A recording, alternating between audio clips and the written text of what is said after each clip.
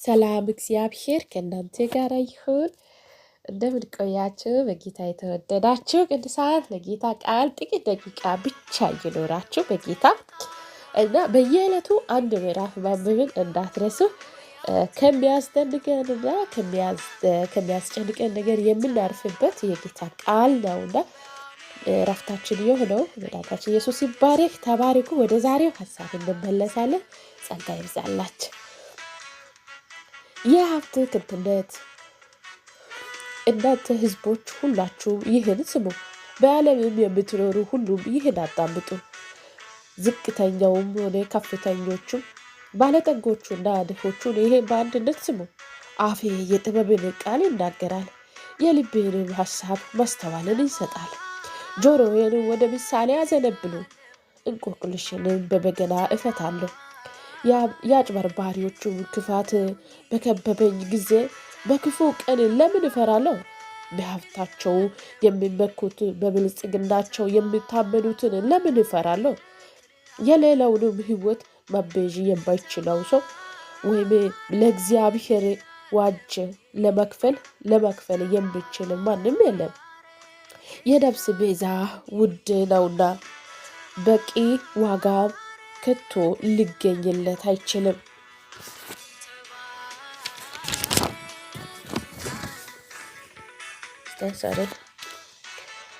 ብችል ለዘላለም በኖር መሰበሰብ በላየው ነበር። ባለጠጎች ሞች መሆናቸውንም የሚታይ ነው። ቅንና ምናምን በአንድነትም ይጠፋሉ። ጠረጋዎቹም ለሌላው ጥራታቸውንም ለሌሎቹ ስሎ ይሄዳሉ። መሬታቸውንም በስማቸው ባይሰሉ መቃብራቸው ለዘላለም ቤታቸው ከትውልድ እስከ ትውልድ መኖሪያቸው ይሆናል። ሰው በሀብቱ እንደተከበረ አይዘልቅም፣ ታይቶ የሚጠፋው እስትንፋስም ይመጣል። ይህም የተላላፎች እድል ፈንታ የእነርሱ አባባል ነው። አባባል ተቀብሎ ለሚከተሉ መጨረሻው ግብ ነው።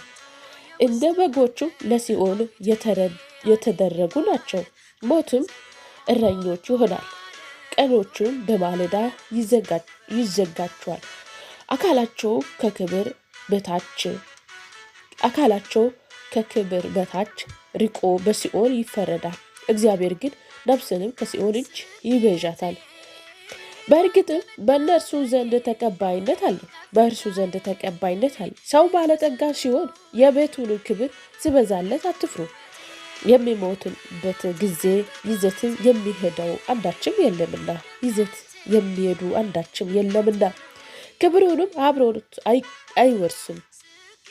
አይወርድም። በሕይወት ሳለ ራሴን እንደተባረከ ቢቆጥር ሰዎች በበለጸጉ ጊዜ ቢያወድሱም ብርሃንን ከቶ ወደ ማያዩበት ወደ አባታቸው ማህበር ይቀላቀላሉ።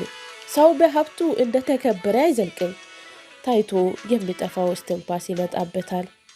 አሜን። እግዚአብሔር ለዘላለም ይባረክ። የምንመካው በአምላካችን ቃል ብቻ ይሁን።